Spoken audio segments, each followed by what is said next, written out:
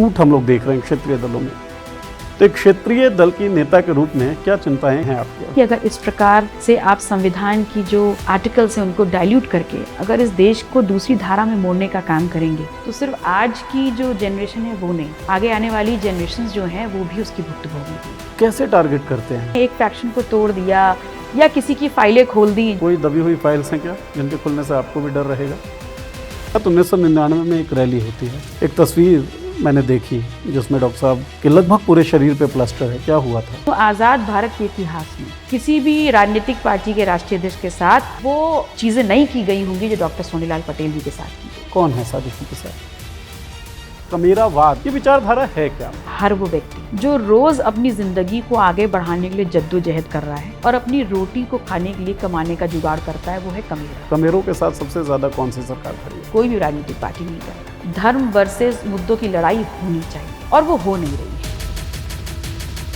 लेकिन जब vote cast करते हुए राम मंदिर मुद्दा हो तो आपको लगता है कि जिन मुद्दों की आप बात कर रही हैं वो सफल हो पाएंगे? समस्याएं जब इतनी हैं तो इतना बड़ा सूबा फैसला क्यों नहीं लेता? 27 में किसके साथ जाएंगे आप? नमस्कार दोस्तों, पॉलिटिक्स के पावर प्ले सीरीज में आप सभी का बहुत बहुत स्वागत है। पावर प्ले सत्ता के समीकरणों की हम बात करते हैं और केवल सत्ता के समीकरण नहीं, वो मानक, वो फैक्टर्स जो सत्ता के समीकरणों को तय करते हैं उनकी भी हम बात करते हैं। क्षेत्रीय पार्टियों के बारे में, दलों के बारे में बहुत सारी बातें हो रही हैं कि क्षेत्रीय पार्टियों का भविष्य क्या है, वो रहेंगी कि नहीं रहेंगी। शायद कांग्रेस भी चाहती है कि क्षेत्रीय पार्टियां जो हैं अब खत्म हो जाएं, ऐसे आरोप लगते हैं। भारतीय जनता पार्टी भी इसी कवायद में लगी हुई दिखती है, आरोप उसके ऊपर भी लगते हैं। ऐसे में क्षेत्रीय पार्टियों का भविष्य क्या है? लेकिन हमने बीते कई दशकों की अगर हम बात करें तो क्षेत्रीय पार्टियों के उत्थान को भी देखा, उनकी भूमिका को भी देखा कि किस तरीके से राज्यों की सत्ता में ज़बरदस्त दखल उनका होता था। चाहे हम पश्चिम बंगाल की बात करें, महाराष्ट्र की बात करें, उत्तर प्रदेश की बात करें, तो उत्तर प्रदेश से ऐसे ही क्षेत्रीय दल की नेता डॉक्टर पल्लवी पटेल हमारे साथ हैं। बहुत बहुत स्वागत मैम आपका। Thank you. बहुत सारी बातें हैं। अपना दल कमेरावादी की नेता है मैम, और अपना दल कुर्मी समाज का नेतृत्व करती है और कमेरावाद इस विचारधारा के साथ आगे बढ़ती है। ये विचारधारा है क्या? डॉक्टर सोनीलाल पटेल जिन्होंने अपना दल की नींव रखी, उनकी मौत के बाद 2014 में अपना दल भारतीय जनता पार्टी के साथ थी। प्रधानमंत्री जो बने नरेंद्र मोदी, वाराणसी में उनके स्टेज पर कृष्णा पटेल भी दिखती हैं, लेकिन बाद में अपना दल टूट जाता है। तो जो हाल हम टीएमसी का अभी होता हुआ देख रहे हैं या शिवसेना का होता हुआ देख रहे हैं, ये टूट अपना दल आज से 10 साल पहले ही झेल चुकी है। 2022 के चुनाव जब विधानसभा के हुए तो सपा के साथ थी। 2024 में वो गठबंधन टूटा, एमआईएम के साथ आई। तो राजनीतिक आइडिया क्या है, उसके बारे में बातचीत होगी। सोनीलाल पटेल साहब की जर्नी के बारे में बातचीत होगी और उत्तर प्रदेश के अंदर जो सामाजिक न्याय है उसके लिए कौन लड़ रहा है और किस तरीके से लड़ाई होनी चाहिए, हो भी रही है कि नहीं हो रही है। इन सब सवालों पे हम कोशिश करेंगे बातचीत कर सकें। आप जुड़ जाइए। गुजारिश इतनी सी कि अगर अब तक सब्सक्राइब ना किया हो चैनल तो सब्सक्राइब कर लीजिए चैनल। तो मैम बहुत बहुत स्वागत। और इजाज़त आपका हो तो पहला सवाल मैं पूछूं? जी ज़रूर। तो सबसे पहले तो आप यही बताएं कि टूट हम लोग देख रहे हैं क्षेत्रीय दलों में। पश्चिम बंगाल के चुनावों का परिणाम आया, उसके बाद टीएमसी में जिस तरीके की टूट हुई, या महाराष्ट्र शिवसेना पहले टूटी, अब बाद में फिर से टूट रही है। एनसीपी पहले टूट चुकी थी, फिर से ऐसी खबरें आ रही है कि शायद टूटे। नीतीश कुमार की पार्टी की जो स्थिति हुई वो भी हम सब देख रहे हैं। तो एक क्षेत्रीय दल की नेता के रूप में क्या चिंताएं, क्या आशंकाएं हैं आपकी अभी? देखिए, सबसे पहले तो ये समझना ज़रूरी होता है कि क्षेत्रीय दल की जो एक फहरिस्त आपने बताई वो बने किस लिए। अगर आप आज से 50 साल पहले जाएं या 30 साल पहले जाएं तो इस देश में 2 ही पार्टियों का नाम जाना जाता था। लेकिन फिर उसके बाद धीमे धीमे इस देश के प्रत्येक राज्य में क्षेत्रीय दलों की आपने एक खेती जैसी देखी। तमाम बड़े बड़े नाम आए उसमें और सभी ने बहुत बेहतरीन काम भी किया। लेकिन क्षेत्रीय दलों के बनने का कारण ये था कि जो हमारे देश की नेशनल पार्टीज़ थी वो कहीं ना कहीं नेशनल पार्टी बनने और उसी सत्ता में रहने की धुंध में जो क्षेत्रीय लोगों की समस्याएं थीं, उनके जो भाव थे और उनकी जो अपेक्षाएं थी उस पर खरा नहीं उतरी। और ऐसे में वहाँ के लोगों ने उन समस्याओं को एड्रेस करते हुए क्षेत्रीय दलों की एक बाढ़ सी आई और क्षेत्रीय दलों ने अपने अपने जो राज्य रहे उसमें सिर्फ मुद्दों को उठाया नहीं बल्कि मुद्दों को सत्ता के रास्ते तक ले भी गए, वहाँ स्थापित हुए और उनके साथ काफ़ी हद तक न्याय करने का काम भी किया है। तो क्षेत्रीय दल धीमे धीमे मजबूत हुए और जैसे जैसे उत्तर प्रदेश या कह दीजिए इस देश की राजनीति जब आगे बढ़ी तो इन नेशनल पार्टीज़ को भी ज़रूरत हुई कि अगर आपको सत्ता में बने रहना है तो तो क्षेत्रीय इन दलों का क्षेत्रीय सहयोग दलों का चाहिए। सहयोग लेना होगा। तो ये पूरा पॉलिटिकल कैलकुलेशन है, जो क्षेत्रीय दलों की मेहनत, क्षेत्रीय दलों के जो एजेंडे हैं, मुद्दे हैं, उनको किस प्रकार से उठाया गया, उसको अब सत्ता में जाने के रास्ते के लिए जो सत्ता में नेशनल पार्टीज हैं उसको इस्तेमाल करती है। लेकिन आप देखिए ना, पंजाब के अंदर अकाली दल अब नहीं दिखता है, हरियाणा के अंदर इनेलो अब नहीं दिखता है, बिहार के अंदर नीतीश तो अब तक सबसे बड़ी पार्टी थी जदयू, वो भी लगभग खात्मे के कगार पे, क्योंकि सबसे बड़े नेता नीतीश थे, वो बड़े कमज़ोर से प्रतीत होते हैं। पश्चिम बंगाल के अंदर ममता बनर्जी जो इंडिस्पेंसिबल लगती थी, इनविंसिबल लगती थी, वो भी कमज़ोर पड़ चुकी हैं।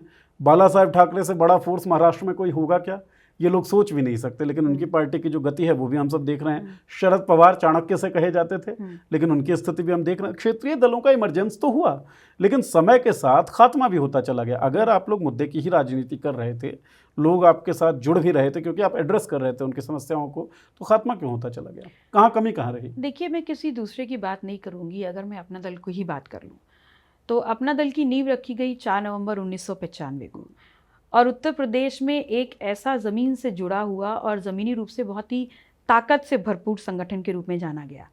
और जब तक डॉक्टर सोनेलाल पटेल जी इसका नेतृत्व करते रहे, वो जिस भी सीट पे अकेले लड़ते थे वहाँ पर अपने अकेले दम पे एक अच्छी खासी वोट प्रतिशत उन्होंने एकत्रित किया। और उसके बाद 2007 में माननीय नीतीश जी के साथ गठबंधन होता है, और उस गठबंधन में आगे जाके बीजेपी भी जुड़ती है। वहाँ पर मुझे याद है उस वक्त नीतीश जी ने बनारस के मंच पे आके कहा था कि मैं कुर्मियों का सीएम ज़रूर हो सकता हूँ, लेकिन डॉक्टर साहब आपने ऐसा संगठन खड़ा किया है जहाँ पर आप एक कुर्मी के नेता के रूप में स्थापित होते हैं, वो भी इस देश के सबसे बड़े सूबे में जी। तो ताकत उन्होंने खड़ा करी। और इसी बीच उनकी डेथ होती है 2009 में। उसके बाद भी उनका संगठन टूटा नहीं, बहुत ही व्यापक प्रचार के साथ, बड़ी ताकत के साथ चलता रहा। 2014 में इस देश की सबसे बड़ी पार्टी और जिनको सत्ता में जाने की भूख थी, उन्होंने अपना दल को अपने साथ खड़ा किया। और भी क्षेत्रीय दल थे, उनके पास ऑप्शंस थे, लेकिन उन्होंने कहीं ना कहीं इस कैलकुलेशन को समझा और अपना दल को अपने साथ लिया। समाज का कैलकुलेशन किया, क्योंकि जिस क्षेत्र से लोकसभा सांसद बन करके प्रधानमंत्री बनना था, वो सीट थी जहाँ पर सबसे ज़्यादा पटेल समाज की बाहुल्यता, वाराणसी की बात, वाराणसी।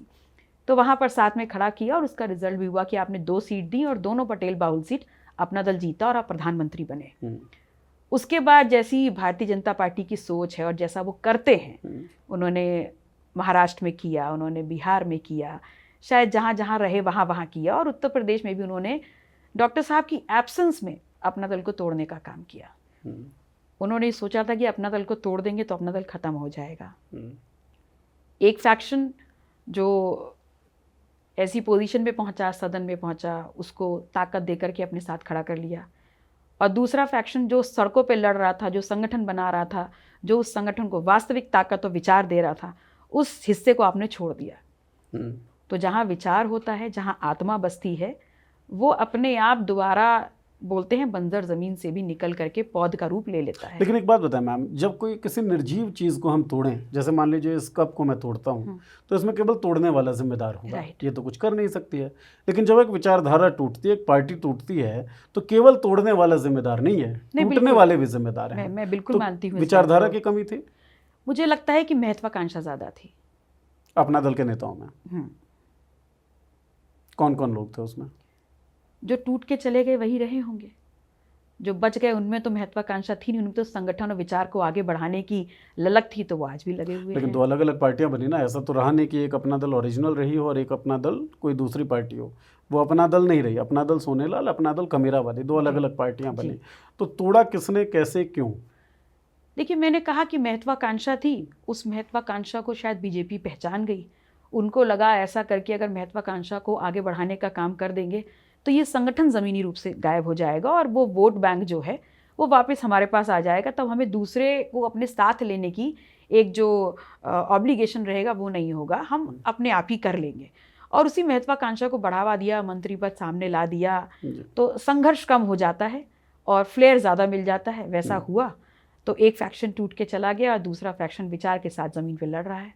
एक चीज़ और बताएं आप डॉक्टर सोनेलाल पटेल की, क्योंकि हम लोग बातचीत कर रहे हैं, 1995 का आपने जिक्र किया जब अपना दल की नींव रखी जाती थी, उससे पहले बसपा में थे और कांशीराम जी के साथ बड़ा काम किया डॉक्टर सोनेलाल पटेल जी ने। क्यों अलग पार्टी की उनको लगी कि ज़रूरत है? देखिए, सामाजिक न्याय की बात ही तो कर रही थी ना। बहुजन समाज पार्टी के साथ बहुत लंबा कार्यकाल रहा डॉक्टर साहब का। और डॉक्टर साहब जिस व्यक्तित्व के व्यक्ति थे, वो हमेशा ये मानते थे कि एक बड़े समाज के लिए काम होना चाहिए। और नो डाउट सामाजिक न्याय, जातिवार जनगणना, ये सब उन्होंने वहाँ पर उस चीज़ को अपनी ज़िंदगी में उतारा, लड़ाई लड़ी। और कहीं काम करते करते उनको थोड़ा असहज लगा और उनको ये लगा कि अब जो है एक अलग पृथक पार्टी बना करके हमें काम करना चाहिए। शायद उसमें हम और ज़्यादा बेहतर तरीके से अपने कंट्रोल के साथ काम कर पाएंगे। तो इस विचार के साथ उन्होंने अपनी पार्टी की नींव रखी। राजनीतिक विपक्ष पे भी ना लगातार ये आरोप लगते हैं कि ये लोग यूनिफाई नहीं हो पाते, ये लोग टूट जाते हैं। जैसे इंडिया अलायंस की बात करूँ तो इसमें भी बहुत सारे आरोप लगते रहते हैं। तो जब बसपा सामाजिक न्याय की ही बात कर रही है, फिर एक पृथक पार्टी बनती है और डॉक्टर साहब बनाते हैं उस पार्टी को, आपने कहा कि उनको लगा कि शायद अलग पार्टी बनाकर, तो क्यों लगा ऐसा, क्या स्थितियां थी, थोड़ा सा आप अगर समझाएं, क्योंकि आप देखिए, मैं उस वक्त उनके साथ उस राजनीतिक जीवन का हिस्सा तो नहीं थी, लेकिन बातों के दौरान जो हम लोगों ने सुना और जितना समझा इतना ही था कि वो ये महसूस करते थे कि जिस समाज का हिस्सा वो हैं, शायद उस समाज को उतना ज़्यादा नेतृत्व और उतने ज़्यादा हिस्सेदारी किसी भी पार्टी में नहीं मिल रही है। हर जगह दरी बिछा रहे हैं, या हर जगह पीछे चलने का काम कर रहे हैं, या हर जगह एक पार्टी को आगे बढ़ा रहे हैं।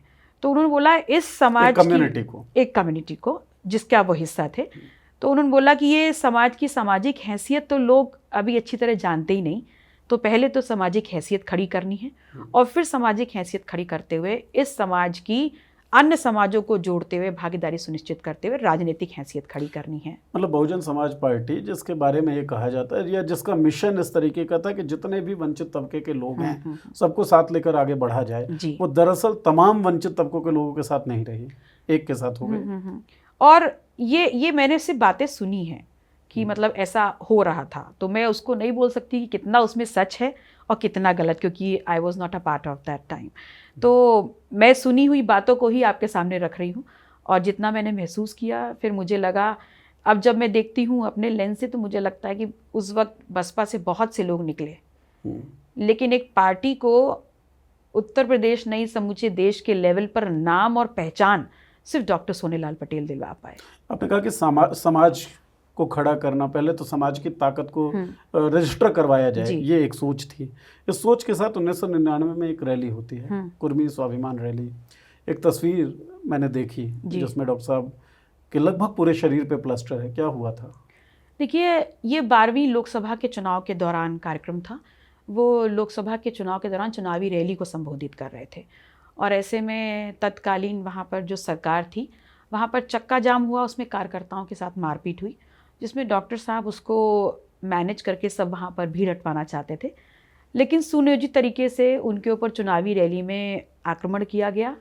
और मैं कह सकती हूँ आज़ाद भारत के इतिहास में किसी भी राजनीतिक पार्टी के राष्ट्रीय अध्यक्ष के साथ वो चीज़ें नहीं की गई होंगी जो डॉक्टर सोनेलाल पटेल जी के साथ की गई। क्यों था इस तरह का आक्रमण उनके ऊपर? देखिए, जाति सूचक शब्दों का प्रयोग करते हुए जेल में उनको ये कहा गया था कि तुम कुर्मी काछी राजनीति करोगे, तुम अपनी सरकार बनाओगे। तो इस प्रकार की सोच जो है वो पूर्वाग्रह से जो लोग ग्रसित होते हैं उनकी सोच आती है।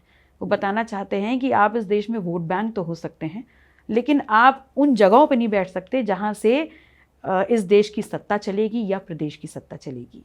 उस वक्त राजनाथ सिंह मुख्यमंत्री थे, तो क्या उस घटना के बाद जो सरकार थी, सत्ता पक्ष था, उनकी तरफ से संपर्क साधा गया, कुछ कहा गया? नहीं, ऐसा कुछ नहीं हुआ, किसी प्रकार का कोई रिलैक्सेशन नहीं था, बल्कि काफ़ी ही चोटिल हालत में जब पसलियाँ टूटी हुई थी, हाथ की हड्डियाँ, पैर की हड्डियाँ टूटी हुई थी, उसके बाद भी लगभग 1 महीना जेल में रखा गया जहाँ इलाज नहीं किया गया।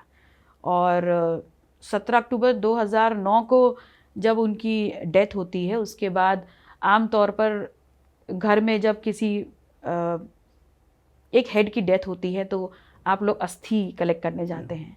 जब हम बेटियां वहाँ गए थे तो हमने अपने पिताजी के शरीर में लगी हुई वो रॉड्स, जो लोहे की रॉड थी जो उनकी हड्डियों को जोड़ रही थी, हमने वो चुनी थी वहाँ पर। तो ये हमें विरासत के रूप में मिला है और हम आज भी उनको देखते हैं तो हमें समझ में आता है कि किस व्यवस्था से वो लड़ रहे थे और उस व्यवस्था ने हमको एक उदाहरण के रूप में जो दिया है तो हमें और मजबूत होना है कि ये बहुत एक बड़ी व्यवस्था है और इसमें बड़ी मजबूती से हमको लड़ना और जीतना है। जो डेथ हुई डॉक्टर साहब की, उस पर लगातार आप सीबीआई जांच की मांग करते, 2024 में भी आपने ज्ञापन दिया था। जब हम किसी चीज़ के बारे में ये कहते हैं कि हमें शंका है कि दुर्घटना नहीं थी बल्कि सुनियोजित कोई साजिश थी, तो कहीं ना कहीं हमें इल्म होता है, हमें हमारी आशंका होती है कौन होगा इस साजिश के पीछे, कौन है साजिश के पीछे आपके? देखिए, डॉक्टर सोनेलाल पटेल जी जिस प्रकार से उत्तर प्रदेश की राजनीति में बढ़ रहे थे, उन्होंने संगठन मध्य प्रदेश में अपना चला रहे थे, मुंबई में चला रहे थे, झारखंड में चला रहे थे, बिहार में चला रहे थे। तो जिस प्रकार से एक छोटे टाइम लैप्स में उन्होंने अपनी पार्टी को इतनी गति दे करके सबकी ज़बानों पे अपने दल का नाम अंकित कर दिया था, ऐसे में कई लोगों के लिए वो सिरदर्द बन गए थे। चुनावी जो राजनीति है उसमें जो वोट का पोलराइजेशन और गेम होता है संख्या का, उसमें वो काफ़ी आगे बढ़ रहे थे। वो अपने विधायक जिता रहे थे, उपचुनाव जिता रहे थे जो सत्ता का होता है। तो ऐसे में निश्चित तौर पर लोगों को टेंशन्स तो ज़रूर होती हैं। और डॉक्टर सोनेलाल पटेल जी की डेथ के बाद हम लोग लगातार सीबीआई प्रोब की मांग इसलिए कर रहे थे। ये 2024 में स्टार्ट नहीं हुआ। 2009 में उनकी मृत्यु होती है 17 अक्टूबर दिवाली के दिन, और 31 अक्टूबर आपके दिल्ली के जंतर मंतर पे हम ज्ञापन लेके आए हैं प्रदर्शन करते, और तब से लगातार हर वर्ष किसी न किसी माध्यम से हमने सीबीआई प्रोब की मांग की है, क्योंकि हमें डाउट नहीं था, हमें ये बहुत बेहतर तरीके से मंगा था कि उनके बढ़ते हुए ग्राफ के साथ उस एक महीने में नहीं बल्कि 15 दिन के अंतराल में उनके 3 बड़े एक्सीडेंट्स हुए थे।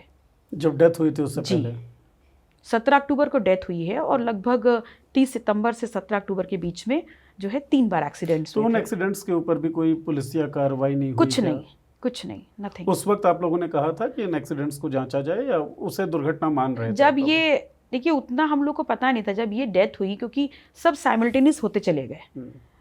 जब हम लोग को पता चला ऐसा और ये हुआ, तो हम लोगों ने उसको बहुत मुखरता से उठाया कि तीनों इंसिडेंट्स को आप कोरिलेट करिए, और तीनों ही को इंसिडेंट ऐसे हैं जब ज़्यादातर स्थितियों में वो अकेले हैं या उनके साथ बहुत ज़्यादा लोग नहीं हैं, तब जैसे नहीं प्रोब करके आप किसी को, तो वैसा सा हो रहा था।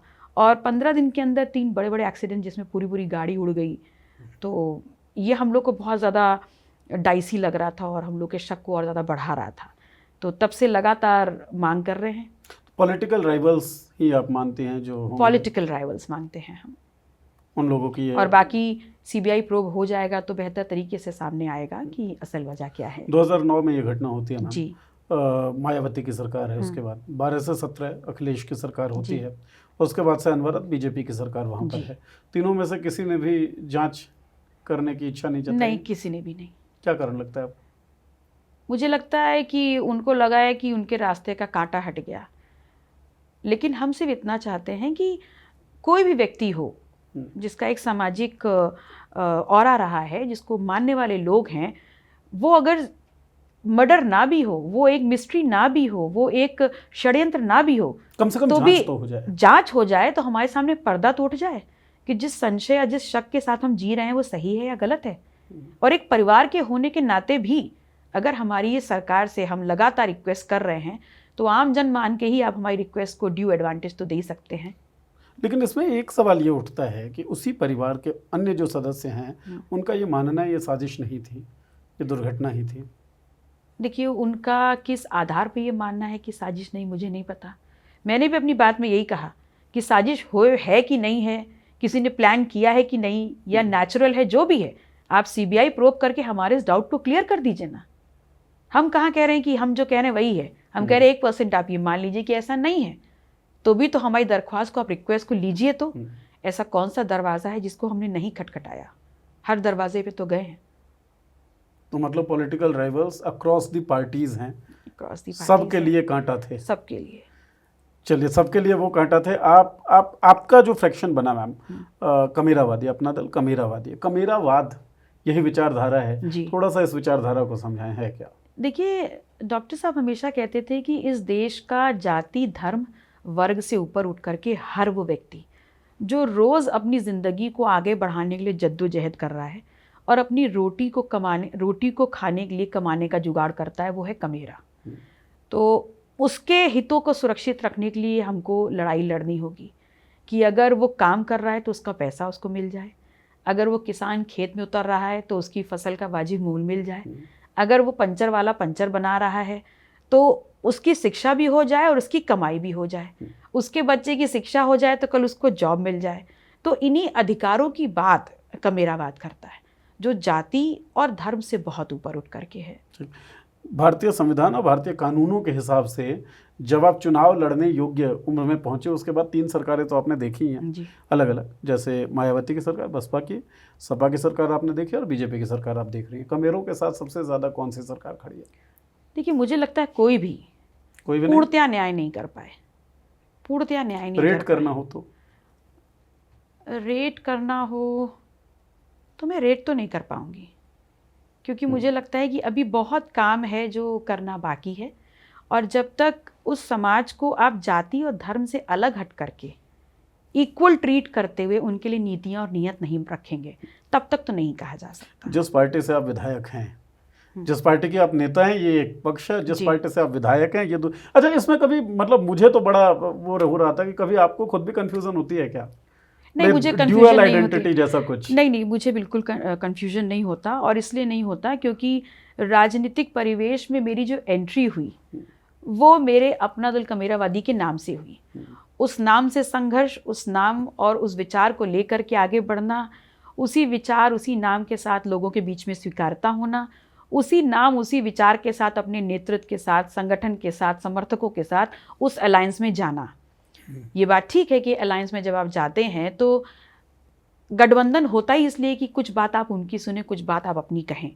तो जब ऐसे में हमारे दोनों नेतृत्व, चाहे समाजवादी पार्टी के राष्ट्रीय अध्यक्ष अखिलेश जी हों, चाहे अपना दल कमेरावादी के राष्ट्रीय अध्यक्ष राजमाता कृष्णा पटेल जी हों, जब वो दोनों नेतृत्व इस बात पे सहमत हो गए कि हमें चुनाव लड़ना है तो चेहरा हमारा होगा, सिंबल समाजवादी पार्टी का होगा, तो एक कार्यकर्ता होने के नाते अपने नेतृत्व के निर्देश का पालन करना, ये सबसे बड़ी जिम्मेदारी है। नेतृत्व के निर्देश का पालन आपने जी किया। बिल्कुल।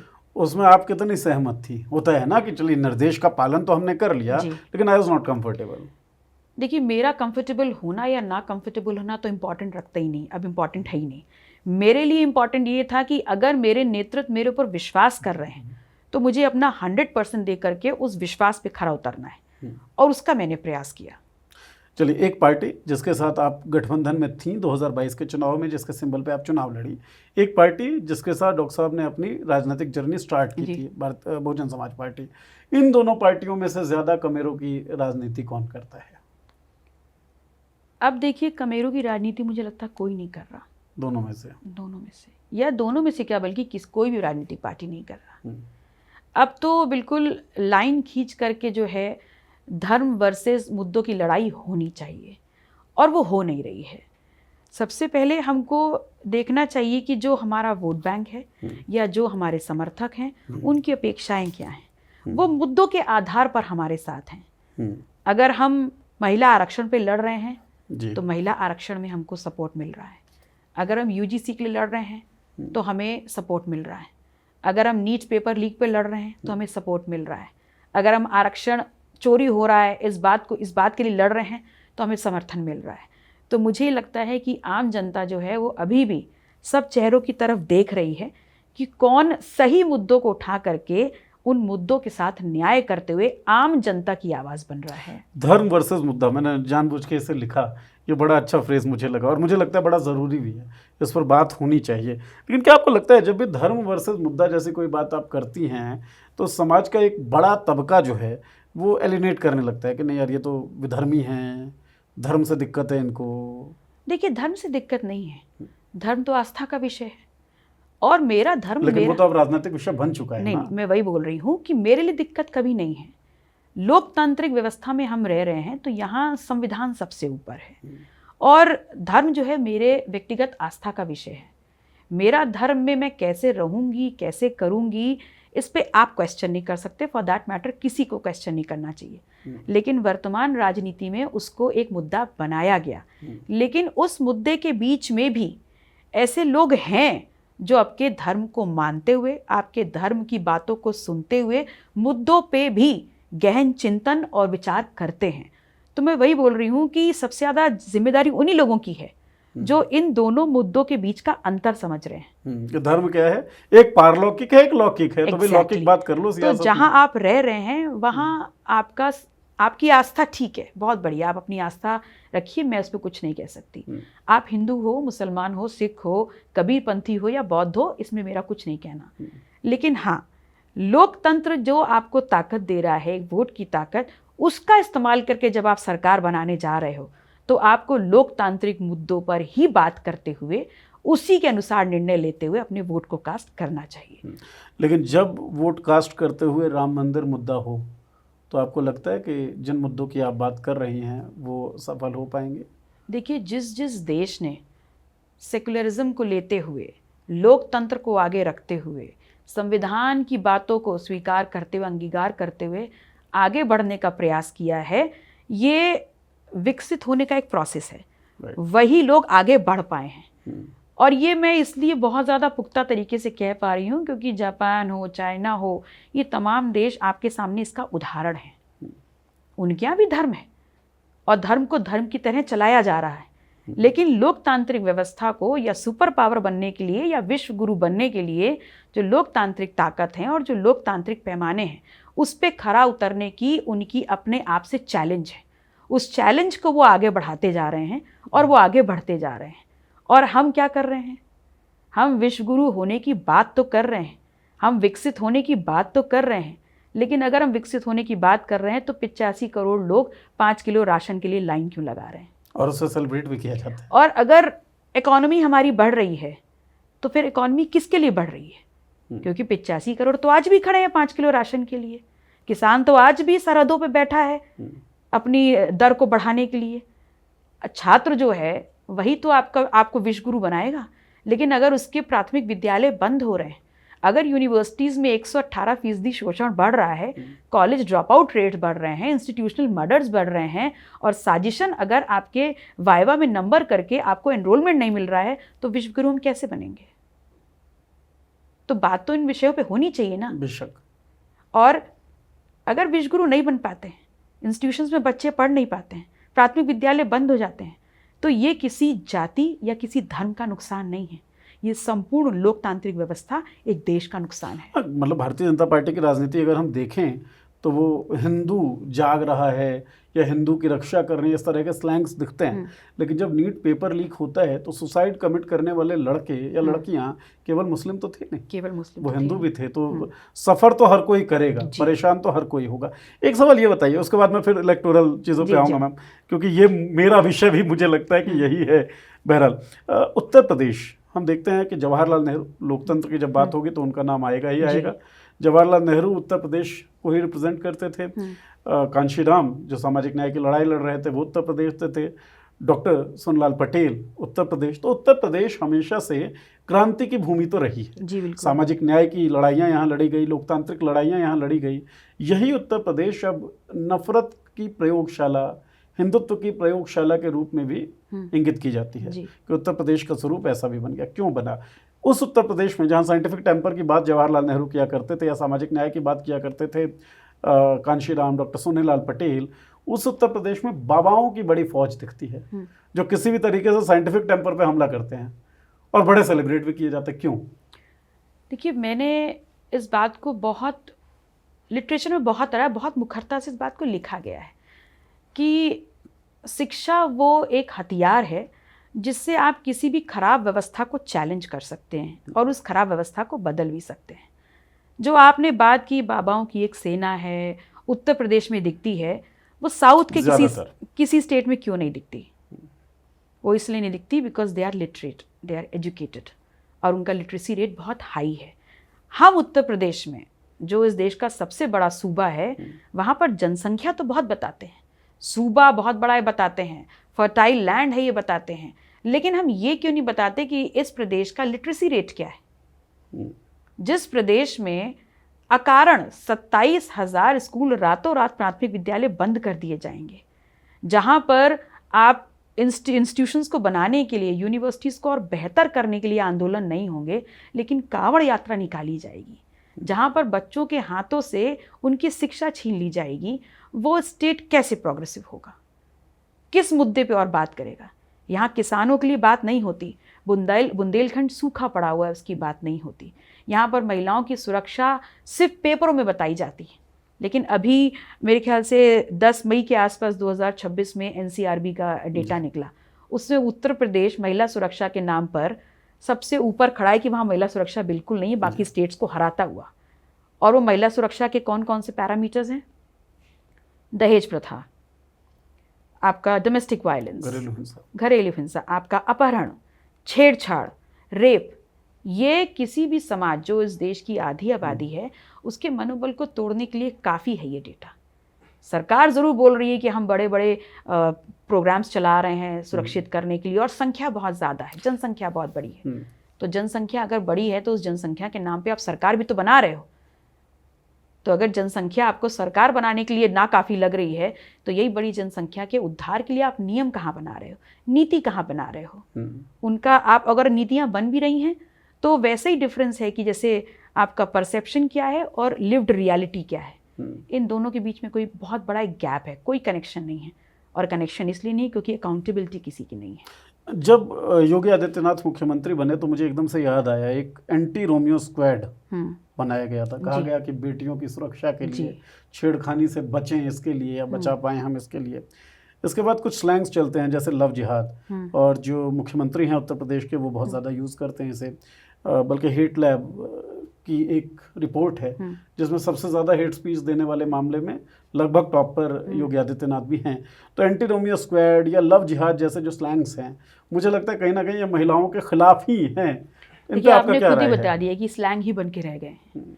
क्योंकि अगर वास्तविकता में इन तमाम जो आपने बताए नाम, अगर इन्होंने ज़मीनी स्तर पे काम किया होता तो हकीकत एनसीआरबी के डेटा में निकल के आती। और वो जो डेटा निकल के आया है वो हमारा तो है नहीं, वो तो सरकारी आंकड़े हैं। तो सरकारी आंकड़े ही उत्तर प्रदेश की जो असल तस्वीर है उसको अपनी रिपोर्ट में प्रदर्शित कर रही है। हमको बस गहनता से उस रिपोर्ट को समझने की आवश्यकता है और इन स्लैंग्स को स्लैंग समझ के ही किनारे कर दें।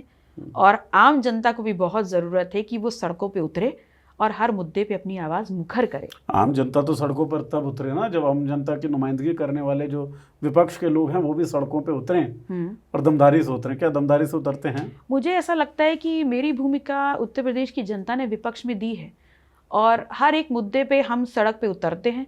मुझे जनता का सहयोग भी मिलता है, चाहे गोंडा में रहा हो प्रदर्शन, चाहे फतेहपुर में रहा हो, चाहे बनारस में रहा हो, चाहे लखनऊ में रहा हो। हम जहाँ जहाँ भी गए हैं और जिस जिस विषय को लेकर के, जनता से जुड़े हुए जिस विषय को लेकर के हमने जनता का समर्थन मांगा है, लोग पार्टी बाध्यताओं से हट करके हमारे साथ सड़कों पे उतरे मुद्दों के ऊपर। जी बिल्कुल। ठीक, 2024 में क्या हुआ था मैम? 2022 का जो गठबंधन था जी, क्यों टूटा था?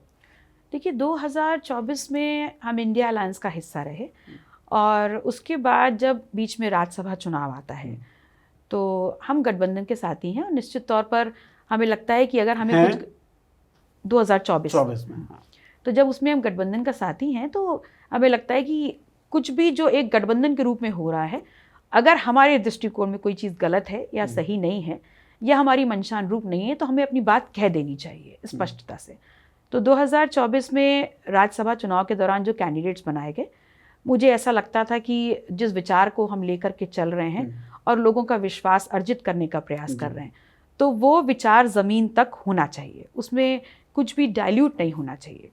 तो उसी सापेक्ष मैंने आदरणीय जया बच्चन जी का, आलोक रंजन जी का विरोध किया था कि अगर हम पीडीए की बात कर रहे हैं तो हमें स्ट्रिक्टली उस विचार को नीचे उतारना चाहिए। तो हम और ज़्यादा लोगों का जो समर्थन हमें 2022 में 18% बढ़ के मिला था, अगर हम ये कदम भी उसी डायरेक्शन में उठाते हैं तो 2024 के लोकसभा चुनाव के लिए हमारा वोट परसेंटेज, समर्थन और लोगों का विश्वास हमें और ज़्यादा बढ़ के मिलेगा। लेकिन 24 में तो ठीक ठाक रहा सपा का, बिल्कुल ठीक रहा, बिल्कुल ठीक रहा। तो लोगों ने उसको कंसिडरेशन में नहीं लिया क्या, जो आपकी आशंका थे? हाँ, शायद नहीं लिया होगा, लेकिन मुझे ऐसा लगता था वो गलत था तो मैंने उस पर भी बात मुखर करी। उसके बाद एक बयान में आपका सुन रहा था, किसी पत्रकार ने आपसे पूछा कि एनडीए की तरफ से कोई ऑफर आया है क्या, और आपने कहा कि अभी तक तो ऑफर नहीं आया है, ऑफर अगर आता है तो विचार किया जाएगा। वो क्या था? Open doors? देखिए, पूरी राजनीति अगर आप हमारी देखेंगे तो हमारा जो उभार है या हमारे जो पूरी जो आइडेंटिटी है, जो लोग जिससे हमको पहचानते हैं, वो उन मुद्दों पर है जो बीजेपी के बस की बात नहीं है। जातिवार जनगणना की बात करते लेकिन हैं। जातिवार जनगणना की घोषणा कर दी ना नहीं, बीजेपी घोषणा सरकार कर दी, ने। उसके बाद क्या? उसके बाद क्या? करवा तो नहीं, जनगणना तो हमारी शुरू हो गई है। हमारी नहीं नहीं, वो जातिवार जनगणना थोड़ी ना है, हम्म, वो जातिवार जनगणना नहीं है। और हमारी जो बात रही, हम उसमें स्पष्टवादी हैं। हमने साफ साफ कहा था कि इन मुद्दों पे बात होनी चाहिए, लेकिन होती कहाँ है? बीजेपी उन मुद्दों पे बात नहीं करती। और अगर बीजेपी उन मुद्दों पे बात कर रही होती तो जब 2014 में अपना दल का गठबंधन राजमाता कृष्णा पटेल जी के नेतृत्व में था, तो वो ना वो वादा खिलाफी करते, ना हम गठबंधन से हटते। तो जब हमारे मुद्दों की स्वीकार्यता नहीं है तो हम उधर क्यों जाएंगे? लेकिन डोर्स तो ओपन आपने बताए थे ना। मैंने कि भाई डोर्स ऑफर ओपन नहीं आएगा बताए अगर थे। तो। मुझसे ये पूछा गया था कि आपसे अप्रोच किया गया, मैंने कहा अभी तक तो अप्रोच नहीं किया गया। मतलब वेट कर रही थी अप्रोच किए नहीं, जाने का? कोई ऐसा वेट नहीं कर रही थी, मैंने कभी वेट नहीं किया। आपने कहा कि वादा खिलाफी नहीं होती तो गठबंधन से नहीं हटते। 2014 की बात जब कर रही थी और 2016 में जो हटी, क्या वादा खिलाफी हुई थी, क्या वादे थे? देखिए, 2014 में जब अपना दल से गठबंधन हुआ था भारतीय जनता पार्टी का, तब हमारी तरफ से ये मांग थी और एक ही मांग थी कि सरकार आपकी केंद्र में बनेगी तो इस देश के किसानों को हितों को ध्यान में रखते हुए राष्ट्रीय कृषि आयोग का गठन किया जाए और किसानों को ये अधिकार दिया जाए कि वो उनकी जो फैक्ट्री से फसल निकल के जाए उनके खेत से, उसका बाजारी मूल्य इस देश का किसान तय करेगा। एमएसपी वो किसानों से बाहर की चीज तय नहीं करेगी, वो किसान तय करेगा, जैसे उद्योगपति करता है। जी बिल्कुल, जैसे उद्योगपति अगर एक बल्ब की फैक्ट्री है और वो बल्ब अगर अपनी फैक्ट्री से बाहर जा रहा है तो एमआरपी उद्योगपति लिखता है, सरकार नहीं लिखती जी। तो वैसे ही हम चाहते थे कि जब किसान का जो प्रोडक्ट है वो उसके खेत से बाहर जाए, बाजार में जाए, तो सरकार ना बताए कि ये एमएसपी होगी, वो किसान बताए कि उसकी कितनी लागत है, उसके हिसाब से वो मुनाफे के साथ इतने में बेच देगा। क्या आपको लगता है कि ओवर एम्बिशियस ये डिमांड था? क्योंकि यहाँ तो जो सरकार बताती है एमएसपी वो भी नहीं मिल रहा किसानों को। देखिए, ओवर एम्बिशियस नहीं है। जब सरकार अपने बजट की बुकलेट में, और किसी भी प्रदेश की सरकार को अगर आप बजट बुकलेट पढ़ें, उत्तर प्रदेश की ही पढ़ लीजिए इस बार की, तो सरकार उसमें मोटे मोटे अक्षरों में लिख रही है कि हमारी जीडीपी दुगनी हो गई कृषि क्षेत्र की वजह से। तो वो क्षेत्र जो आपकी जीडीपी को दुगनी कर रहा है, क्या उस क्षेत्र से जुड़े हुए लोगों की आय को दुगनी करने का जो वादा आपने किया था वो जमीनी रूप पे सड़क नहीं उतरना चाहिए? वो नहीं उतरा। तो जिस क्षेत्र ने आपके जीडीपी को दुगना किया है उस क्षेत्र को इन रिटर्न आपने क्या दिया? कुछ नहीं दिया, बल्कि जो एमएसपी भी आप निर्धारित कर रहे हैं बिचौलियों की वजह से उससे भी नीचे उससे भी नीचे पैसे पे उनकी फसल जाती है। तो ऐसे में कैसे किसान समृद्ध होगा? और इस देश की पहचान ही कृषि प्रधान देश के नाम पर है। तो जब कृषि समृद्ध नहीं, किसान समृद्ध नहीं, तो ये देश विकसित कैसे हो सकता है? इकोनॉमी कैसे बढ़ सकती है? पेपर में बढ़ सकती है लेकिन वास्तविकता में नहीं बढ़ सकती। अगर बढ़ रही होती तो 85 करोड़ लोग 5 किलो राशन के लिए नहीं दौड़ रहे होते। समस्याओं की जब भी बात होती है ना, अपोजिशन लीडर से जब भी मैं बात करता हूँ तो ये सवाल ज़रूर मैं पूछना चाहता हूँ, जानना चाहता हूँ, भाई किसानों की आय नहीं बढ़ी, नौजवान जो हैं बेरोजगारी के दंश में लगातार झूल रहे हैं। अभी तो बहुत सारे प्रोटेस्ट भी हम देख भी रहे हैं, उसके बारे में भी आपसे बात करेंगे। इसके बावजूद 2014 से आप ये बात कर रही हैं कि ये वादे थे, ये आपकी डिमांड थी। 17 में चुनाव होता है विधानसभा का और अनप्रेसिडेंटेड तरीके से बीजेपी उस चुनाव को जीत लेती है। 2022 में चुनाव होता है, बीजेपी फिर जीत जाती है। समस्याएं जब इतनी हैं तो इतना बड़ा सूबा फैसला क्यों नहीं लेता? लोग कमज़ोर हैं उस सूबे के, फैसला नहीं ले सकते, या ऑपोजिशन के नेता कमज़ोर हैं, या सिस्टम मैलफंक्शनड है? देखिए, अगर ऑपोजिशन कमज़ोर होता तो 2024 में जहां 400 पार का आंकड़े का नारा दिया था वहां पर रिस्ट्रिक्ट 250 पे नहीं हो गए होते। और जब ऑपोजिशन ने एक साथ इकट्ठा होकर के नारे को बुलंद किया, संविधान को बदलने के नारे को बुलंद किया, इस बात को बुलंद किया कि आपके रोजगार जा रहे हैं और अगर नहीं इनको रोका गया तो संविधान चला जाएगा और शायद ये इस देश का आखिरी चुनाव हो, तो उसमें जनता ने विपक्ष का साथ दिया, मुद्दों का साथ दिया और उनके जो विजय रथ 400 वाला था उसको 250 पे रोकने का काम किया। तो जनता तो अपना काम कर रही है, उसने आपके मुद्दों को कसौटी पे कसा, चेक किया, सही लगे आपके साथ खड़े हुए। हमारा ये दायित्व है कि हम उनके मुद्दों में ना फंस करके अपने मुद्दों को लगातार जनता के बीच में लेके जाएं और हमारे मुद्दे वही हो सकते हैं जो जनता के मुद्दे हैं। क्या आपको लग रहा है उत्तर प्रदेश में फिलहाल जो अपोजिशन पार्टीज है वो उनके मुद्दों में फंस रही हैं? मुझे ऐसा लगता है कि अभी हम लोग शायद और बेहतर तरीके से हमको लड़ना चाहिए, उसमें हम थोड़ा अभी बैक है, मुझे ऐसा लगता है। क्या कमियां लगती हैं? देखिए, अगर आप एक बड़े मास के लिए लड़ रहे हैं तो बड़े मास के मुद्दों को लोगों के बीच में जा कर के समझाने का काम भी हमको ही करना है। अगर हम ज़मीन पे नहीं उतरेंगे या लोगों के बीच नहीं जाएंगे या लोगों को बताएंगे नहीं कि ये मुद्दा क्यों सही है और आपके विकास के लिए कैसे इसका रास्ता खोला जा सकता है, तो आप फिर कैसे उम्मीद करते हैं कि आप उस सरकार को बदल सकते हैं जो मैक्सिमम लोगों के हित में काम नहीं कर रही है। क्योंकि अगर हित में काम कर रहे होते तो बेरोजगारी वो नहीं होती जो दिख रही है, पेपर लीक ना हो रहा होता, नौजवान सड़कों पर नहीं होते। ये वो चीज़ नहीं है जो मैं आपको बता रही हूँ, ये वही है जो सबके सामने है। हम खुली आंखों से अपनी बर्बादी देख रहे हैं और उसके बाद भी अगर हम नहीं बोलेंगे तो सिर्फ राजनीतिक पार्टियां नहीं, जनता भी दोषी हो जाती है। तो ओवरऑल जो एक पूरा इकोसिस्टम है विपक्ष का, जिसमें पॉलिटिकल पार्टीज भी हैं, जिसमें सिटीजनरी भी है और जिसमें मीडिया भी है, वो सब दोषी आपको सब दोषी दिखाई देते हैं क्योंकि मुद्दों की बात नहीं हो रही है। देखिए, मेन स्ट्रीम मीडिया अपनी जिम्मेदारी कहाँ निभा रहा है? जाते हैं आप मेन स्ट्रीम मीडिया पे? मैं ये प्रयास करती हूँ कि मेरा वर्क जो है वो सब तक पहुँचे, और अगर मेन स्ट्रीम मीडिया ना भी कवर करे तो भी जो उस विचार के हैं वो अपना काम करते हैं। और हो सकता है उनकी रीच 2 लोग हो, उनकी लीक 4 लोग हो, लेकिन हमारी बात वो 4 तक पहुंच रही है उनके माध्यम। लेकिन अगर हमको 4 लाख तक पहुंचानी है तो हमको स्वतः उनके बीच में जाना होगा। Media no doubt plays a very important role, लेकिन सिर्फ उसी तक निर्भर नहीं रहा जा सकता, और खास तौर पे अब तो निर्भर रहा भी नहीं जा सकता जिस तरीके से पूरा ऑपरेशन होता है मीडिया का। अच्छा मैम, 2024 में एक नया गठबंधन भी दिखा आपका, और ओवैसी साहब जी उस गठबंधन में थे। How do you rate the political idea of Owaisi साहब?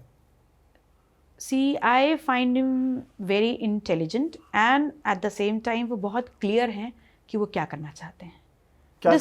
This is one thing very admiring about him, कि एक politician को ये पता है कि वो क्या करना चाहते हैं। Nation wants to know क्या करना चाहते हो वैसे? No, nation already knows. See, he wants a leadership for his mass. It's very clear. Don't you think कि ये वही चीज़ है जो बीजेपी करना चाह रही है? वो हिंदुत्व का लीडरशिप चाहती है, वो इस्लाम या मुसलमानों का लीडरशिप चाहते हैं। तो ये तो कॉम्प्लीमेंट्री फोर्सेस नहीं लगते आपको? नहीं, क्यों कॉम्प्लीमेंट्री फोर्सेस हैं? हमेशा ओवैसी जी को ही कॉम्प्लीमेंट्री क्यों बोला जाए? जब आपने बोला कि वो हिंदू चाहते हैं, वो इस्लामिक चाहते हैं, तो बीजेपी उनकी कॉम्प्लीमेंट्री क्यों नहीं हो सकती? हाँ, मतलब एग्जैक्टली, मतलब दोनों की जो राजनीति है मैम, सांप्रदायिक राजनीति की अगर बात करें, मतलब मुसलमानों का नेता एक मुसलमान ही होगा, इस आइडिया को तो 1930 के दशक में ही ठुकरा दिया था भारत ने। लेकिन ओवैसी साहब का कहना तो यही है कि मुसलमानों का नेता मैं, और यही बात नहीं। देखिए, उन्होंने कभी ये नहीं कहा कि मुसलमानों का नेता मैं।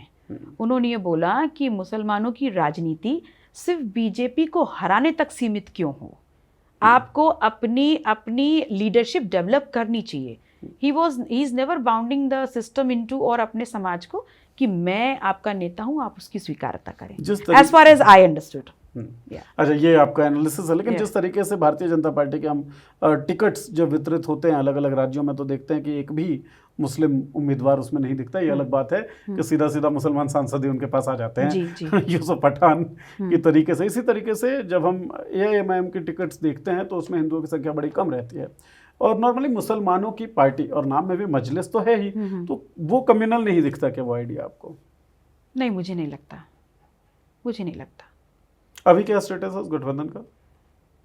हम लोग अपना गठबंधन 2027 को लेकर के 2024 में जब काम किया, उसके बाद से हम लोग सभी लोग ये डिसाइड किया अपने अपने संगठन की मजबूती पर हम लोग काम करेंगे, और लगातार वैसे ही निरंतर काम करते जा रहे हैं। तो 27 में सूरत क्या है, किसके साथ जाएंगे आप? देखिए, 27 में जो गठबंधन की राजनीति चल रही है उससे हम अलग तो नहीं हो सकते, लेकिन हाँ, ये ज़रूर है कि कैसे काम करेंगे, हम किन मुद्दों को लेकर के पब्लिक के बीच में जा रहे हैं और कैसे उसको और ज़्यादा बढ़ाएंगे, ये बात अभी भी निर्धारित होना बकाया है। लेकिन ये है कि विपक्ष की भूमिका में हैं और आम जनता के मुद्दों से हम हटेंगे नहीं। सपा के विधायक जो हैं वो सपा के सिंबल पे चुनाव लड़ेंगी, या अपना दल कबीराबाद के नेता जो हैं वो अपना दल कबीराबाद के सिंबल पे चुनाव लड़ेंगी? देखिए, मैं समाजवादी पार्टी के सिंबल पर गठबंधन की प्रत्याशी रही, जीत के विधायक आई, तो पूरे समाज ने मुझे वैसे ही स्वीकार किया। मेरे ऊपर कभी ये लिमिटेशन नहीं रही कि मैं अपनी पार्टी का काम ना करूं या झंडा ना लगाऊं या नाम ना लूं। ये लिमिटेशन मेरे ऊपर कभी नहीं रही। इस बात की स्वीकारता थी और तभी शायद इस स्टेप की तरफ हम बढ़े भी। लगातार 5 साल सिर्फ ये प्रयास किया है कि अगर विपक्ष में हैं तो विपक्ष के साथ रहते हुए मजबूती से हर उस बात को जनता तक पहुंचाएं जहां विपक्ष की जिम्मेदारी है, और उसमें अगर कहीं कोई कोताही हो तो एक पत्रकार के नाम से आप भी मुझसे सवाल कर सकते हैं, जनता भी कर सकती है। अच्छा, एक चीज़ जो चलता है, लगभग जितने पॉलिटिकल एक्सपर्ट्स हैं वो ये बात ज़रूर कहते हैं कि जो पॉलिटिकल अपोजिशन पार्टीज़ हैं उनको एक यूनिफाइड फ्रंट के तरीके से अब लड़ना होगा। मतलब ऐसा नहीं हो सकता कि भाई आप पॉलिटिकल अपोजिशन में 2 लोग अगर लड़ रहे हैं, तीसरी पावर तो एनडीए के जो भी होंगे, चाहे वो खुद बीजेपी हो या कोई और गठबंधन का सदस्य हो, अपोजिशन पार्टीज़ के ही 2 अगर कंटेस्टेंट हो गए तो अपोजिशन के वोट जो हैं वो टूटेंगे। इस आइडिया से आप सहमत हैं? हाँ, अगर ऑपोजिशन के ही 2 हो जाते हैं, अगर हम एक ऑपोजिशन में अलायंस में आ गए हैं तो फिर there should be only 1 candidate, और हम सबको अपनी जितनी जितनी ताकत है, जिसकी 10 की ताकत है या जिसकी 100 की ताकत है या जिसकी 1000 की ताकत है, सबको सामूहिक प्रयास करते हुए पूरी ताकत एक ही व्यक्ति में लगानी चाहिए। तो आर यू इन अग्रीमेंट कि एक ऑपोजिशन, एक बड़ा कोलिशन होना चाहिए? बिल्कुल बिल्कुल। तो उसके लेकर कोई बातचीत अभी चल रही है क्या? देखिए, इंडिया अलायंस में तो हम थे और क्योंकि उस विचार के थे इसीलिए साथ में थे, और निश्चित तौर पर हम अपना काम करते जा रहे हैं और आगे देखेंगे कि बहुत बेहतर कुछ करके आपके सामने आए। तो लड़ाई पीडीए बनाम पीडीएम होगी या पीडीए के साथ ही पीडीएम चलेगा? मुझे ऐसा लगता है कि लड़ाई जो होगी सत्ता के सामने जन सरोकार के मुद्दों के नाम पर होगी। अच्छा, मतलब कोई बात जो है बहुत स्पष्ट तरीके से आप अभी फिलहाल नहीं बताएंगे मैम? ठीक है। एक चीज़ ये बताएं, जो ये घटनाएं हो रही हैं पेपर लीक की या फिर महिला रिजर्वेशन की जो बात चल रही थी, उस कानून को तो लाने की कोशिश कर रहे थे मोदी जी, लेकिन अपोजिशन पार्टीज ने लाने नहीं दिया फिर से, तो ये कितना असर डालेंगी? देखिए, सबसे पहले तो मोदी जी लाने का प्रयास कर रहे थे तो समूचे विपक्ष ने वोट देकर के सितंबर 2023 में उस नारी वंदन अधिनियम को पास कर दिया, और उसका क्रेडिट भी मोदी जी ने पूरी देश की जनता के सामने आके ले लिया। तो अब विपक्ष पे सवाल क्यों? वास्तविकता में तो जो आज वर्तमान में विपक्ष है उसको सवाल करना चाहिए भारतीय जनता पार्टी से कि 1996 में पहली बार तत्कालीन सरकार ने इसको सदन में रखा था तो भारतीय जनता पार्टी ने सबसे ज़्यादा इफ एंड बट लगाए थे, और आपने तो पहली बार रखा और समूचे विपक्ष ने आपसे बदला नहीं लिया, बल्कि इस देश की आधी आबादी को उसका पूरा हक मिल जाए इसलिए फर्स्ट अटेम्प्ट में ही उसको पास करके इस देश में देश की जनता के हाथ में दे दिया। लेकिन वो इम्प्लीमेंट ना हो इसकी कोशिश भी उसी टाइम कर ली गई थी। देखिए, इम्प्लीमेंट ना हो तो इम्प्लीमेंट करने के लिए भी तो भारतीय जनता पार्टी ने विशेष सत्र बुलाया, और जब आप सदन में बहस कर रहे थे उसी दिन रातों रात आधिकारिक तौर से उसको लागू भी कर दिया। अब जो बात फंसी है वो सिर्फ ये फंसी है कि आप जो उनकी हिस्सेदारी है वो कब से देंगे, टाइमिंग क्या होगी? टाइमिंग क्या होगी? तो समूचा विपक्ष कह रहा है आप आज से दे दीजिए। मोदी जी चाहते हैं सीटें बढ़ जाएं, उसके बाद बढ़ी हुई सीटों के साथ नहीं, अगर आप महिलाओं के बारे में इतना सोचते हैं तो आज से दे दीजिए ना, बाद में सीटें बढ़ा के दे दीजिएगा। अगर ना सीटें जल्दी बढ़ा लेते हैं फिर दे देते, क्या दिक्कत नहीं, है? आप कैसे बढ़ा सकते हैं? अगर आप ये बोल रहे हैं कि आप लोकतांत्रिक व्यवस्था में संविधान को फॉलो कर रहे हैं तो संविधान क्या कहता है? संविधान तो यही कहता है कि पहले आप जातिवार जनगणना करवाइए, उसके बाद आप डिलिमिटेशन कराएंगे। तो जब आपने जातिवार जनगणना करवाई नहीं है तो आप डिलिमिटेशन कैसे कर सकते हैं? या तो आप ये बोलिए कि आप संविधान को ऑब्सोलीट कर रहे हैं, तो वो आप बोलेंगे नहीं, आप अपने मुंह से नहीं बोलेंगे कि आप संविधान को ऑब्सोलीट कर रहे हैं, लेकिन आप अपने अनुसार हर चीज करना चाहेंगे, और जिस पे रोक लगा दी विपक्ष ने। टीएमसी के जो सांसद गए या शिवसेना के साथ जो प्रयास हो रहा है, एनसीपी के बारे में भी बातें चल रही हैं, आम आदमी पार्टी के 10 में से 7 सांसद जो हैं वो चले गए, तो क्या आपको लगता है ये सब उसी संविधान संशोधन बिल के लिए हो रहा है? मुझे ऐसा लगता है वो जो एक गैप रह गया था उसको इस प्रकार से फुलफिल करना चाह रहे हैं। उसके लिए कुछ बड़ी पार्टियां भी इनको चाहिए होंगी, क्योंकि नंबर्स जब मैं काउंट कर रहा था 293 फिलहाल है, 20 मान लीजिए टीएमसी के आ गए तो 313 है, 6 शिवसेना के आ गए तो 319, उसका डीएमके से भी बातचीत करने की कोशिश कर रहे हैं, 22 उनमें से हैं, मान लीजिए 14-15 वहाँ से आ जाते हैं तो भी 335-340 तक का आंकड़ा आता है, 20-22 अब भी चाहिए। कौन सी पार्टी हो सकती है? कोई भी पार्टी हो सकती है, वो जिसको भी टारगेट कर रहे हो। लेकिन हाँ, इसको ज़रूर बोला जा सकता है कि अगर इस प्रकार से आप संविधान की जो आर्टिकल्स हैं उनको डाइल्यूट करके अगर इस देश को दूसरी धारा में मोड़ने का काम करेंगे, तो सिर्फ आज की जो जनरेशन है वो नहीं, आगे आने वाली जनरेशन्स जो हैं वो भी उसकी भुक्तभोगी होंगी। और सबसे ज़्यादा नुकसान जो है वो सदर्न स्टेट्स का है, क्योंकि उन्होंने इस देश को आगे बढ़ाने में हर वो काम जो करा जाना चाहिए था उन्होंने किया है, प्रोग्रेसिव भारत के लिए जो चाहिए था। यस, प्रोग्रेसिव भारत के लिए। और उसमें वो ज़रूर इतना कुछ करने के बाद भी कहीं ना कहीं हाशिए पे चले जाएंगे। आपने कहा कि जिसको भी वो टारगेट करना चाहे कर सकते हैं, कोई भी पार्टी हो सकती है। बीजेपी के द्वारा सबसे पहली तोड़ी जाने वाली पार्टियों में से एक आपकी पार्टी रही है, अपना दल। तो कैसे टारगेट करते हैं, क्या तरीका रहता है? देखिए, टारगेट कैसे करते हैं, एक फैक्शन को तोड़ दिया या उनके कुछ जो मजबूत लोग हैं उनको अपनी तरफ बड़े बड़े फैसिनेटिंग पावर्स दिखा करके अपनी तरफ ले लिया, या किसी की फाइलें खोल दी, जो कि बहुत आम सी बात है कि फाइल खुल जाएगी इसलिए चुप बैठ जाओ, तो फाइलें खोल देते हैं। और इस देश की नस में बस गया है करप्शन। जो भी एक बार सत्ता से जुड़ रहा है, 10% हो या 5% हो, करप्शन की चादर उसके ऊपर आ ही रही है। भारतीय जनता पार्टी की सरकार जिस दिन जाएगी, और ये वो सरकार है जो आज बात करती है कि कांग्रेस ने बहुत भ्रष्टाचार किया है, जब ये जाएंगे तो इनके भ्रष्टाचार की फहरिस्त बहुत लंबी होगी। और सबसे बड़ा जो भ्रष्टाचार है वो है जो अभी आपका ये कोरोना के दौरान हुआ है। कोरोना के दौरान कौन सा भ्रष्टाचार? कौन सा भ्रष्टाचार नहीं हुआ? जैसे कौन सा भ्रष्टाचार नहीं हुआ? आपने सारी जो मेडिकल व्यवस्थाएं हैं, जो स्वास्थ्य सुविधाएं हैं, उनको आपने बोला कि चाक चौबंद कर लिया, 100% परफेक्ट है। लेकिन अगर एक सनसनी भी फैल जाए कि कोरोना दोबारा आ रहा है, तो आपको समझ में आएगा कि इस देश की जो स्वास्थ्य व्यवस्थाएं चरमरा के नीचे गिर गई, क्योंकि इक्विपमेंट्स खरीदने के नाम पर या ट्रॉमा सेंटर्स बनाने के नाम पर इतना भ्रष्टाचार हुआ, इतनी सरकारी पैसे की लूट हुई है कि उस मानक के अनुरूप इस देश में कोई काम नहीं हुआ है। केवल बातें चली हैं, काम तो नहीं हुआ है। बातें ही चल रही हैं। अब मैं मिथिला से आता हूँ, दरभंगा में एम्स की बातें हम बहुत सालों से सुन रहे हैं, लेकिन वो एम्स आज तक तो हमें दिखा नहीं है। देखिए, बिल्डिंग्स बन रहे हैं, बिल्डिंग्स बन रहे हैं, संस्थान नहीं बन रहे हैं। बिल्डिंग्स बन रहे हैं, संस्थान नहीं बन रहे। ये अच्छा कोट है। अच्छा मैम, एक बात बताया, आपने कहा कि फाइलें खुल जाती हैं या पावर का एक तस्वीर दिखाई जाती है, तो पावर की वैसे कौन सी तस्वीर है जिससे पल्लवी पटेल जी आकर्षित हो सकती हैं, या कोई दबी हुई फाइल्स हैं क्या जिनके खुलने से आपको भी डर रहेगा? कुछ भी नहीं, ऐसा कुछ भी नहीं। आपने कहा ना कि वो जिसे टारगेट करना चाहे उसे कर सकते हैं, तो क्यों नहीं वो आपको? आपने पार्टी की बात की थी। पार्टी तो आपकी भी है मैम। मैं पार्टी की कार्यकर्ता हूँ। तो क्या पार्टी को टारगेट किया जा सकता है? पार्टी के नेता हैं आप? मुझे नहीं लगता। उसका कारण क्या है? फाइलें नहीं है? फाइलें भी नहीं हैं और पावर की ऐसी कोई विशेष चाह भी नहीं है। आप सही काम करते रहें, अपने मिशन के साथ, अपने मुद्दों के साथ आप आगे बढ़ते रहें, तो जनता आपके साथ हमेशा खड़ी हो जाती है। आप एक महिला नेता हैं, इस लिहाज से मैं एक सवाल पूछ रहा हूं और आप चाहें तो इसे स्किप कर सकती हैं। यति नरसिंहानंद के कुछ बयान आपने देखे सुने होंगे। उसके बाद पॉलिटिकल लैंडस्केप पे पप्पू यादव बिहार से, उन्होंने एक बयान दिया।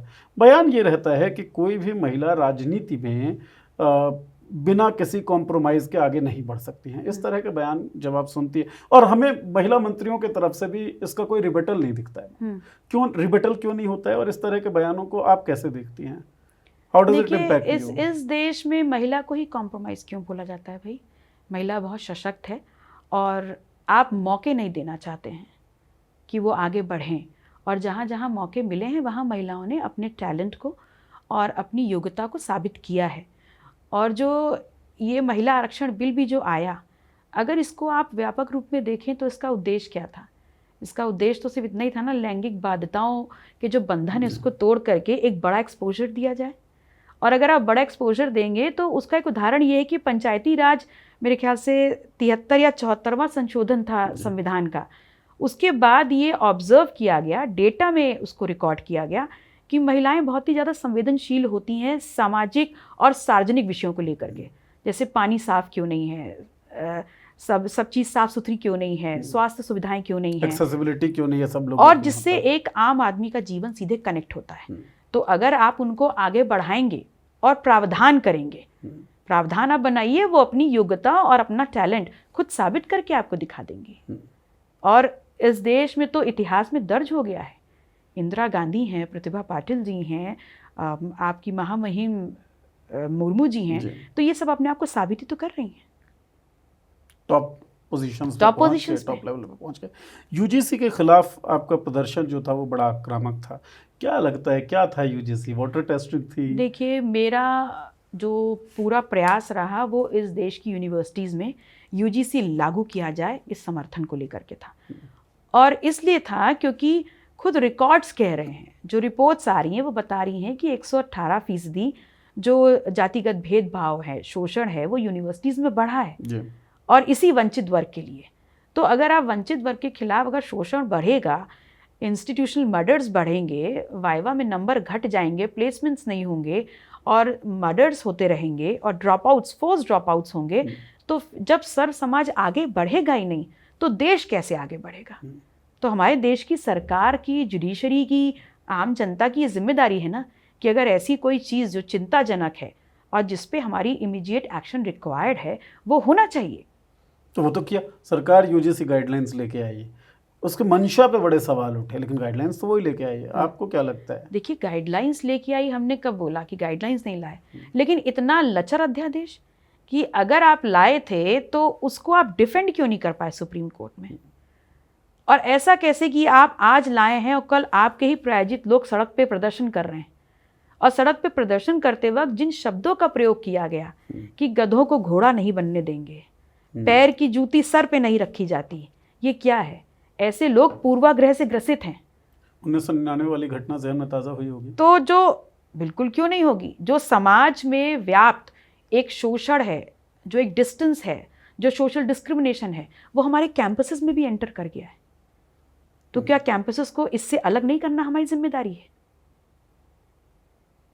तो अगर नहीं करेंगे तो विचार नहीं बदलेंगे, धारणा नहीं बदलेगी, देश शिक्षित नहीं होगा, समाज शिक्षित नहीं होगा, तो हम आगे कैसे बढ़ेंगे?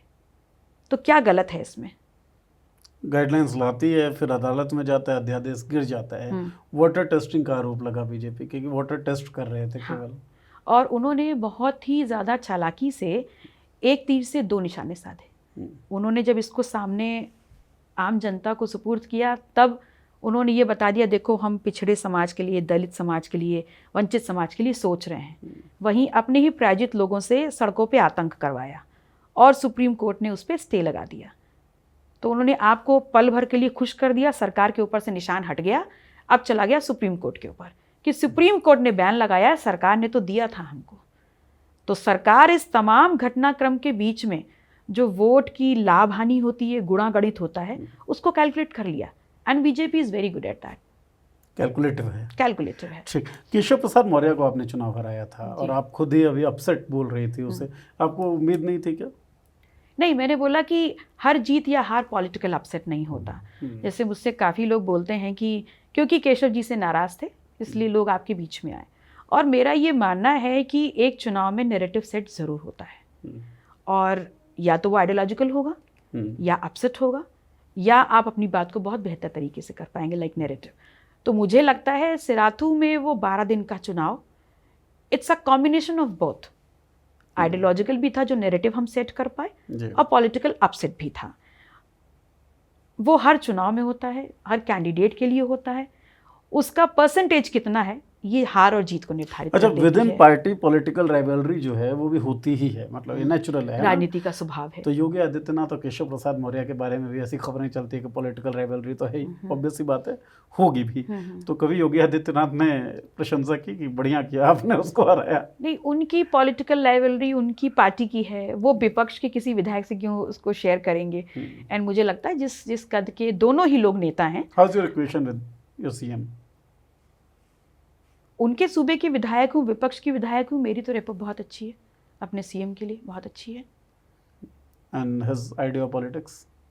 I don't agree to the entire politics vision of BJP. I don't agree to that. कोई एक भी चीज़ पसंद नहीं है? नहीं, मुझे समझ में नहीं आती।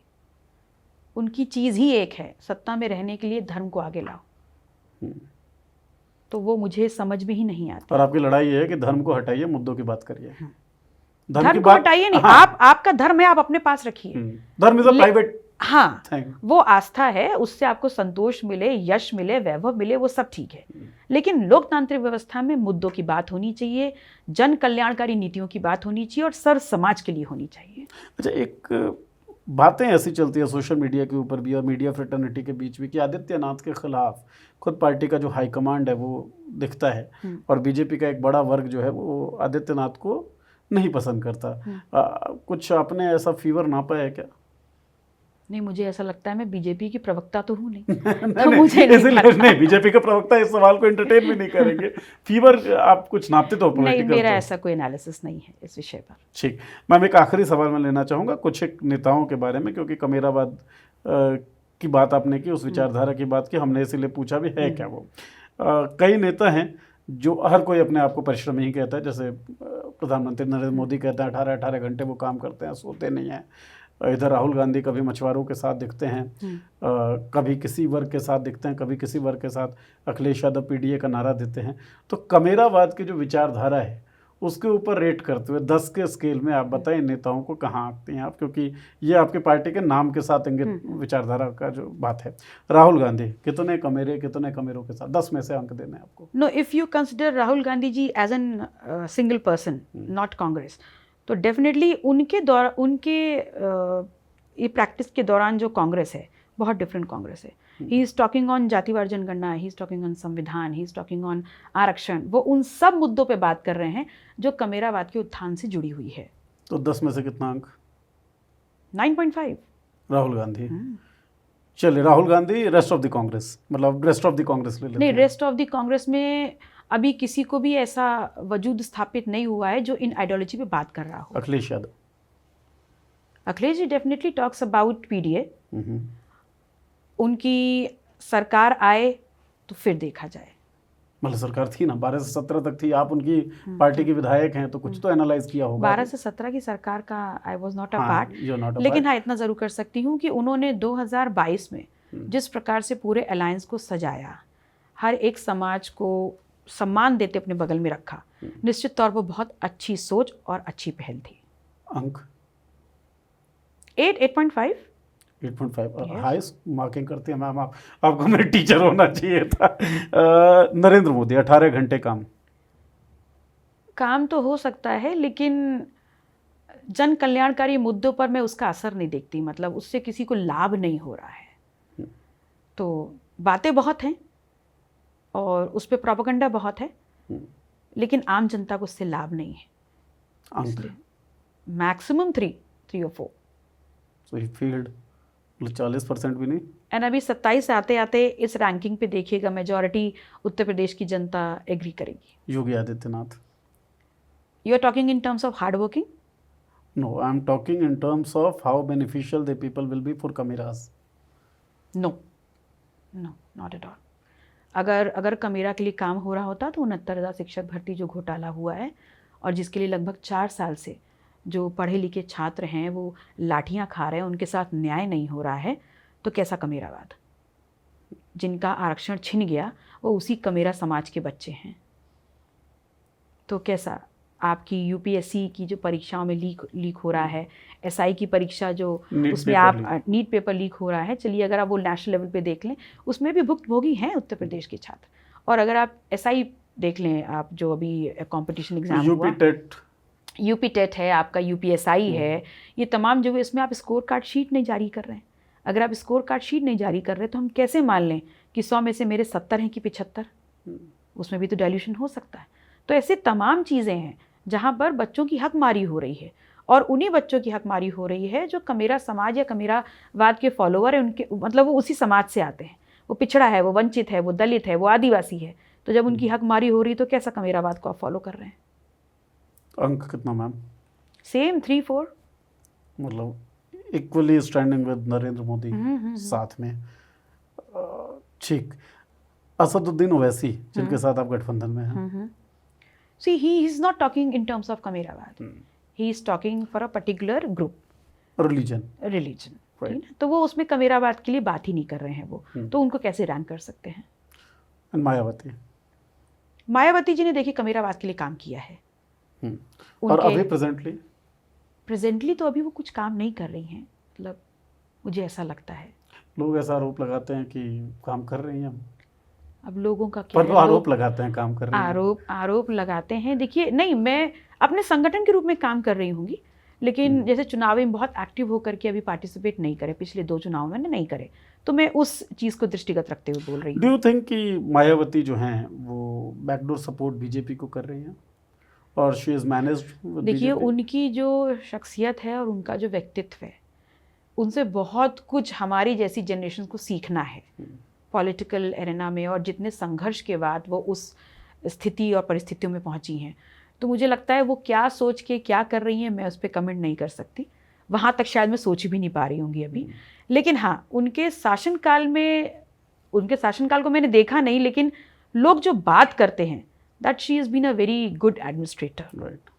एंड जिस प्रकार से उन्होंने हर सोसाइटी को लिफ्ट करने का काम किया है, निश्चित तौर पर कोई विजन लेके ही आई होंगी, तभी काम कर पाई थी। लेकिन फिलहाल की जो स्थिति है इसमें अगर मैं आपसे कहूँ, क्योंकि देखिए चुनाव तो लड़ती ही हैं, ऐसा तो नहीं है कि राजनीति से या चुनावी राजनीति से संन्यास ले लिया हो, तो आज की स्थिति में कमेरावाद पे आप कितना रेट करेंगे? नहीं, आज की स्थिति में तो मैं बिल्कुल नहीं बोल पाऊंगी कि कमेरावाद पे काम कर रही हैं, क्योंकि पॉलिटिकली जो एक एक्टिव चीज़ दिखनी चाहिए वो दिख नहीं रही है। सिर्फ इस बिना पर उनके संगठन पे मेरा कोई कमेंट नहीं, उनकी सोच पे मेरा कोई कमेंट नहीं, उनके विचार पे मेरा कोई कमेंट नहीं।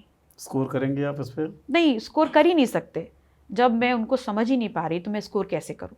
ठीक, मतलब एक आंसर शीट जो है वो डॉक्टर पल्लवी ने कह दिया कि इसकी marking you can write not applicable for me to understand. For you to understand. अच्छा, एक बात और चल रही है, कांग्रेस के कुछ नेता जो हैं वो मायावती से मिलने भी गए थे, तो क्या आपको लगता है कि कोई नया समीकरण भी दिख सकता है? Can Mayawati also be a part of coalition? नहीं, मुझे समझ में नहीं आता कि वो उनके नेतृत्व की तरफ से था या नहीं था। अगर नेतृत्व की तरफ से होता तो चुनावी गलियारे में निश्चित तौर पर इसकी चर्चा ज़रूर हो रही होती, लेकिन उनके नेतृत्व ने भी इस बात को नकारा है। बसपा की तरफ से भी ऐसी कोई चर्चा नहीं आई, तो समझ में नहीं आता कि सिर्फ उन नेतागढ़ की वजह से अपना सो मोटो था कि वो जाके मिल लें, व्यवहारिक था या पॉलिटिकल था। We can not comment on that. बस एक आखिरी सवाल ये कि 17 में एक अलग गठबंधन दिखता है विधानसभा चुनाव में, सपा बसपा। 22 में दिखता है आपके साथ गठबंधन, कभी दिखता है लोकसभा चुनाव में राहुल गांधी के साथ, मतलब एज इन कांग्रेस के साथ गठबंधन चल रहा है। ये गठबंधन का स्वरूप इतना बदलता क्यों रहता है उत्तर प्रदेश के अंदर? नहीं, गठबंधन का स्वरूप चाहे ऑपोजिशन हो चाहे सत्ता पक्ष हो, सभी का बदल रहा है। जो 22 में इधर थे वो 24 में उधर चले गए। तो बस ये है कि गठबंधन शब्द कॉमन रह गया है, पार्टीज तो इधर से उधर जा ही रही हैं। वो डिपेंड कर रहा है कि आपको बार्गेनिंग में कितना क्या क्या मिल रहा है, negotiations, and alliance is only about negotiations. How do you see Om Prakash Rajbhar? How do I see? उनका क्या है, वो आते जाते रहते हैं, कभी इधर कभी उधर। अखिलेश के पक्ष में चुनावों से पहले और That's what I said कि वो कभी इधर थे कभी उधर थे, सिर्फ गठबंधन कॉमन रह रहा है, बाकी इधर उधर। वहाँ क्या था, पावर की तस्वीर दिखाई गई थी या फाइल खुली थी? अब ये सही जवाब तो ओम प्रकाश राजभर जी दे पाएंगे। ठीक है, आपको क्या लगता है? नहीं, कुछ मुझे तो स्पेशल इनपुट्स होते होंगे मैम। नहीं, स्पेशल इनपुट ओम प्रकाश राजभर जी के लिए सिर्फ इतना ही है कि वो कभी इधर हैं कभी उधर हैं, लेकिन वो वास्तविकता में किधर हैं ये किसी को नहीं पता। चलिए ठीक है, तो मुझे लगता है कि बहुत सारे विषयों पे हम लोगों ने बातचीत की और हमने कोशिश की कि जितना हमारे मन में सवाल है वो हम पूछ डालें। बहुत सारी चीज़ें रह गई, उसके लिए मैं माफ़ी भी चाहता हूँ, लेकिन मैं रिक्वेस्ट करता हूँ कि एक और सेशन ऑफ कन्वर्सेशन अगर हो तो और चीज़ों पर और मुद्दों पर हम लोग बातचीत कर सकें। चर्चा कैसी लगी दर्शकों आपको बताना है। अगर कुछ सवाल हों तो आप प्लीज़ लिख के भेज दीजिएगा। रिक्वेस्ट है हर कि एक बार और हमारे न्योते को आप स्वीकार करें और बातचीत के लिए। और बहुत बहुत शुक्रिया आपका, थैंक यू, बातचीत करने के लिए शुक्रिया।